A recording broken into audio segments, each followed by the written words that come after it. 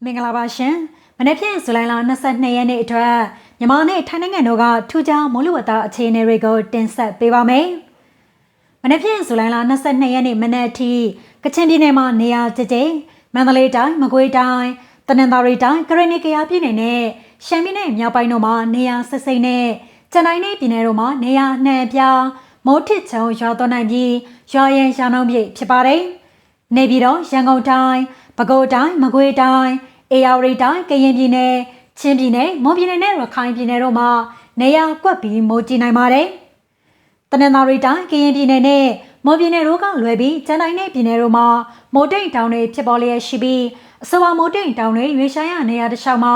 မိုးရွာသွန်းတာနဲ့အတူလေပြင်းတိုက်ခတ်တာမိုးထစ်ချုံတာမိုးကြိုးပစ်တာလျှက်စီးလက်တာနဲ့မိုးသီးကျွေတာစားတဲ့မိုးလေဝသဖြစ်စဉ်တွေဖြစ်ပေါ်နိုင်လို့ကြိုတင်သတိပြုနေထိုင်ကြဖို့မိုးစလာကအကြံပြုထားပါတယ်။ကပလီပင်လယ်ပြင်နဲ့ဘင်္ဂလားပင်လယ်အော်တို့မှာမုတ်တုံးလေအားအသင်းနဲ့ရှိနေပါတယ်။မြမကင်မရာတစ်ချောင်းနဲ့ကမ်းလွန်ပင်လယ်ပြင်တို့မှာတခါတရံမိုးတက်လေပြင်းတွေကြားရောက်ပြီ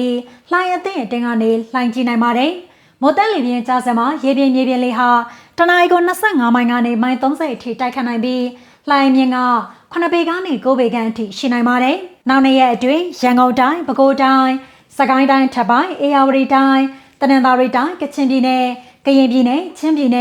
်မွန်ပြည်နယ်နဲ့ရခိုင်ပြည်နယ်တို့မှာမိုးပိုလာနိုင်ပါတယ်။ဘင်္ဂလားပင်လယ်အော်အခြေအနေနဲ့မြန်မာနိုင်ငံပေါ်တက်ရောက်နိုင်ခြေတွေကိုတင်ဆက်ပေးပါမယ်။လက်ရှိမှာပစိဖိတ်သမုဒ္ဒရာအတွင်းမှာအားကောင်းတဲ့လေပြင်းနဲ့ရေဝန်တစ်ခုဖြစ်ပေါ်နေပြီးအဆိုပါအားကောင်းတဲ့လေပြင်းနဲ့ရေဝန်ကဖလပိုင်းနိုင်ငံမြောက်ပိုင်းကိုဇူလိုင်လ24ရက်နေ့နဲ့25ရက်နေ့အတွင်းမှာမုန်တိုင်းငယ်အဖြစ်နဲ့ဖြတ်ကျော်ဝင်ရောက်နိုင်တယ်လို့ထိုင်းမိုးလေဝသရဲ့ထုတ်ပြန်ချက်အရသိရပါတယ်။အဆိုပါမုန်တိုင်းငယ်ရဲ့ဆွဲငင်အားကြောင့်ကပလီပင်လယ်ပြင်နဲ့ဘင်္ဂလားပင်လယ်အော်တို့မှာ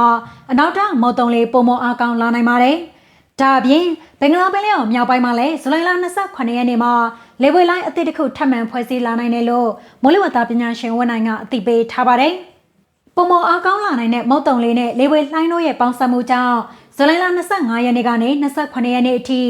ခိုင်ပြည်နယ်အထူးသဖြင့်စစ်တွေကြောက်ဖြူတန်တွဲနဲ့ချင်းပြည်နယ်တို့မှာ3ရက်အတွင်းမိုးရေချိန်10လက်မကနေ12လက်မအထက်အထိရွာသွန်းရရှိနိုင်ပြီးမိုးအလွန်ကြီးနိုင်ပါတယ်။အေရဝတီတိုင်းရန်ကုန်တိုင်းပဲခူးတိုင်းမွန်ပြည်နယ်ကရင်ပြည်နယ်နဲ့တနင်္သာရီတိုင်းတို့မှာလည်းနေရာဆက်ဆက်မိုးရွာသွန်းနိုင်မှာဖြစ်ပြီးနေရာကွက်ပြီးမိုးကြီးနိုင်က3ရက်အတွင်းမိုးရေချိန်4လက်မကနေ9လက်မအထိရရှိနိုင်ပါတယ်။စကိုင်းတိုင်းကချင်ပြည်နယ်နဲ့ရှမ်းပြည်နယ်တို့မှာတော့မိုးကြဲကြဲပြန့်ပြန့်ရွာသွန်းနိုင်ပြီးမန္တလေးတိုင်းမကွေးတိုင်းနဲ့နေပြည်တော်တို့မှာတော့မိုးအသင့်အသင့်ရွာသွန်းနိုင်ကမွန်လွယ်ပိုင်းညနေပိုင်းနဲ့ညပိုင်းတွေမှာမိုးတိမ်တောင်ကြောင့်မိုးထစ်ချုံရွာတာတွေရှိနိုင်တယ်လို့ဦးဝင်းနိုင်ကအသိပေးထားပါတယ်။မြေရဲ့အခြေအနေတွေကတော့ဒီကနေ့ဇူလိုင်လ21ရက်နေ့မြန်မာစံတော်ချိန်နေ့လယ်2နာရီအချိန်မိုးစလာရဲ့ထုတ်ပြန်ချက်အရချင်းတွင်းမြေဟာဟုံးမလင်းမြို့မှာစိုးရိမ်အမှတ်ကိုရောက်ရှိနေပြီးနောက်တစ်ရက်အတွင်းတပေကံမြင့်တက်ခါစိုးရိမ်အမှတ်အထက်မှာဆက်လက်တည်ရှိနိုင်ပါတယ်။ဒါအပြင်ချင်းတွင်းမြေဟာ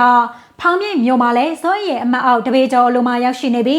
နောက်တစ်ရက်အတွင်းစိုးရိမ်အမှတ်ကိုရောက်ရှိနိုင်ပါတယ်။ဒါကြောင့်ဟုံးမလင်းမြို့နယ်အတွင်းကမြေကန်အနီးနဲ့မြေနေပိုင်းမှာနေထိုင်ကြသူတွေအနေနဲ့ရေပေးလို့ရနေရာတွေကိုရှောင်ရှားကြဖို့လိုအပ်ပြီးဖောင်းမြင့်မြို့နယ်အတွင်းကမြေကန်အနီးနဲ့မြေနေပိုင်းမှာနေထိုင်ကြသူတွေအနေနဲ့လည်းသတိနဲ့နေထိုင်ကြဖို့လိုအပ်ပြီးညရည်မြင့်တက်လာပါကအချိန်မီရှောင်ရှားကြဖို့မိုးစလာကအကြံပြုထားပါတယ်။ဆက်လက်ပြီးဒေသလိုက်မေးမြန်းထားတာတွေကိုပြန်လည်ဖြေကြားပေးပါမယ်။6မြို့မှာတော့ဇူလိုင်လ22ရက်နေ့မှာမွန်လွယ်ပိုင်းနဲ့ညပိုင်းတွေမှာမိုးအသင်းနဲ့ရွာသွန်းနိုင်ပြီးနေရာကွက်ပြီးမိုးတဲထန်နိုင်ပါတယ်။ဇူလိုင်လ23ရက်နေ့ကနေစပြီး6မြို့မှာမိုးရွာသွန်းမှုတိတိတသားရောနေလာကအပူချိန်အနေငယ်ပြန်လည်မြင့်တက်လာနိုင်ပါတယ်။ရန်ကုန်တိုင်းအဖျောက်မြို့မှာတော့ဇူလိုင်လ23ရက်နေ့အထိမွန်လွယ်ပိုင်းညနေပိုင်းနဲ့ညပိုင်းတွေမှာမိုးအသင့်အတင်းကနေမိုးများနိုင်မှာဖြစ်ပြီးနေရာကွက်ပြီးမိုးတဲထန်နိုင်ပါတယ်။24ရက်နေ့မှာတော့နေရာကွက်ကြားမိုးအနေငယ်ရွာသွန်းနိုင်ပါတယ်။နောင်မြို့နယ်အတွင်းမှာတော့ဇူလိုင်လ23ရက်နေ့အထိမိုးအနေငယ်ကနေမိုးအသင့်နဲ့ရွာသွန်းနိုင်ပြီ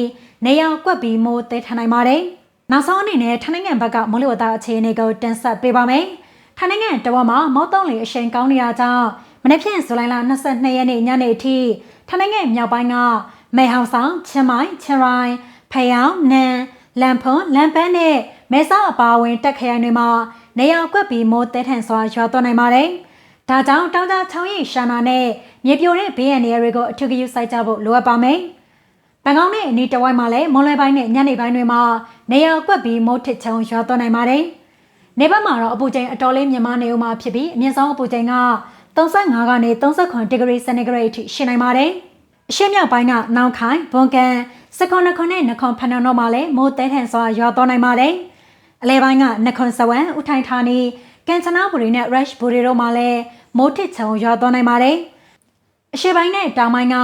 ရယောင်ချန်တဘူရီထရန်နဲ့ဖူခက်ခရာဘီနဲ့ထရန်ခရိုင်တွေမှာလည်းနေရာကွက်ပြီးမိုးရွာသွန်းနိုင်ပါတယ်။မြန်မာနဲ့ထိုင်းနိုင်ငံတို့အတွက်မိုးလေဝသအခြေအနေတွေကိုတင်ဆက်ပေးခဲ့တာပါမိုးလေဝသသတင်းတွေကိုမနက်ပိုင်းနဲ့ညနေပိုင်းတွေမှာနေ့စဉ်တင်ဆက်ပေးနေရဖြစ်လို့စောင့်မျှော်ကြည့်ရှုနိုင်ပါတယ်မြန်မာနိုင်ငံသူနိုင်ငံသားအလုံးကိုယ်စိတ်နှဖျားကျန်းမာချမ်းသာပြီးတဘာဝဘေးစဘေးကစားလို့ဘေးအပေါင်းမှကင်ဝေးကြပါစေရှင်